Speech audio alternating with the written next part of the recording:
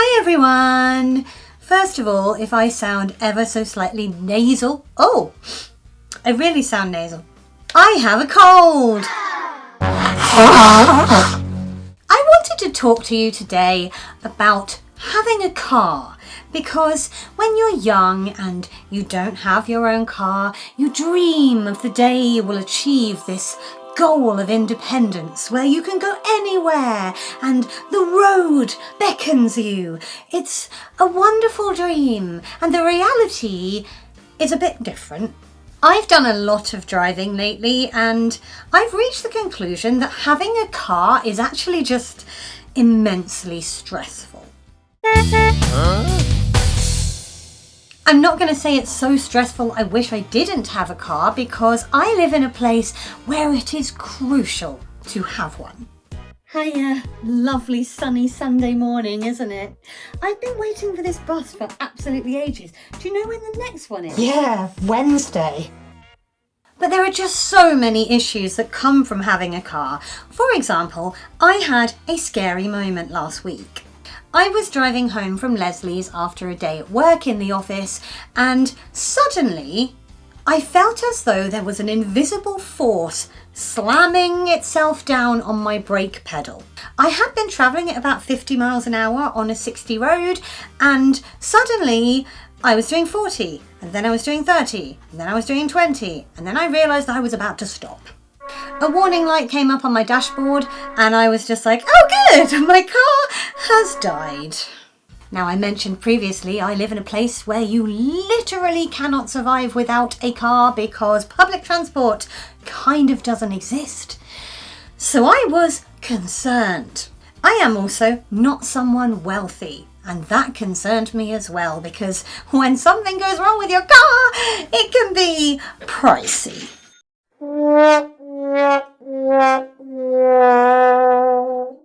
Thankfully, I went into a weird sort of zen moment. I literally turned the engine off, just sat holding the dashboard.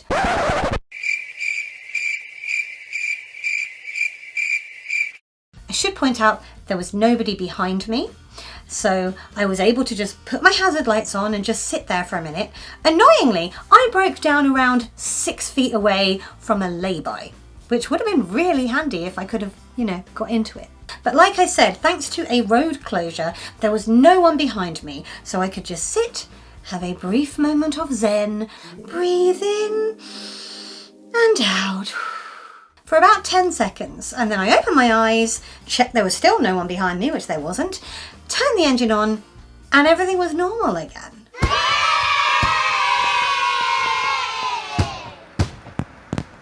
Now, something happened last year when I was out with a friend in Newquay, and we returned to the car having had a lovely time, got in, turned the key, and literally nothing happened. Like, there were no warning lights on the dashboard because there were no lights on the dashboard. There was no engine, there was nothing. It just sort of went. It didn't sputter or anything, it was just completely silent. So I called out Skoda Assist. And this guy came out, he looked at the engine, he ran diagnostics on all the electrics and was just like, a fuse has basically just gone the wrong way. You know when you're at home and you flick the light switch and it doesn't come on and you think, either the bulb's gone or the fuse has gone. And sometimes you wander over to your fuse box and you can see that one of them is just like in this position and it needs to be in that position. That's what had happened to my car last year. I had turned the key, and in doing so, all the little flicks had gone the right way apart from one, which had broken the entire chain. Technology!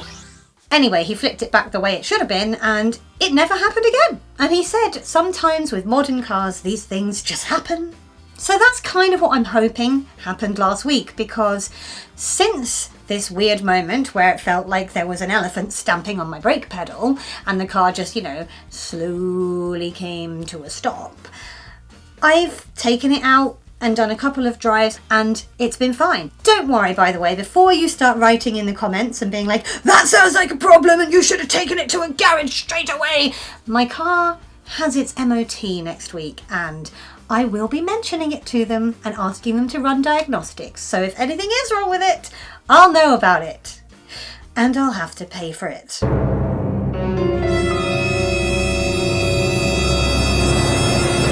Because that's one of the big things about owning a car that can be super stressful. They're not cheap. You've got the initial outlay for the car, then you have to pay car tax and car insurance. If it's over 3 years old, it needs an MOT. If anything goes wrong with it, you have to pay for that. You also need to check your tyres regularly, and you might find that you need 1 or 2 or 3 or even all 4 new ones, and you have to pay for that too.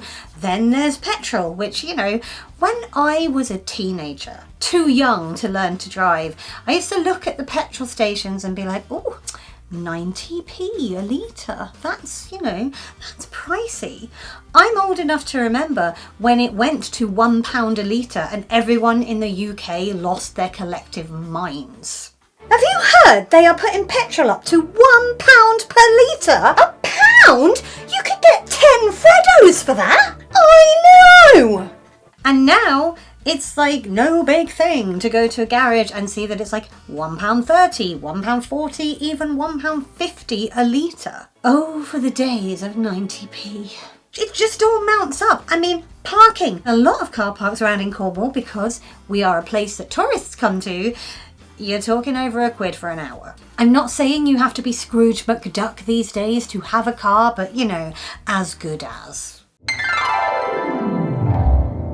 And then there's the fact that driving itself can be super duper stressful. It could be that somebody's tailgating you.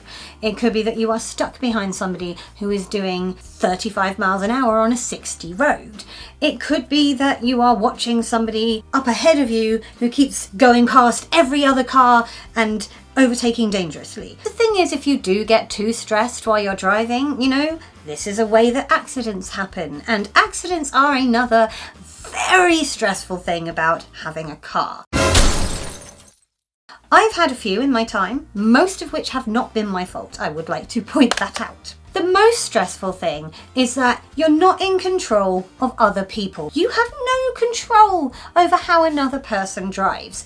You cannot make them do the speed limit if they want to overtake you dangerously on a 30 road. You cannot make them go faster if you're stuck behind them on a 60 road and they're going slowly.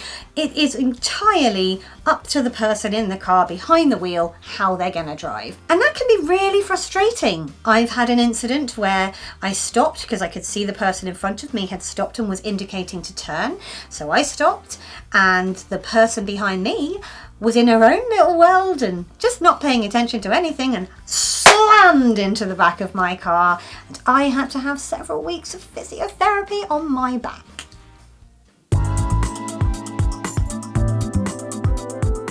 And yeah, you just never know when something really dangerous or scary is going to happen. I mean, that's where driving is stressful rather than just having a car.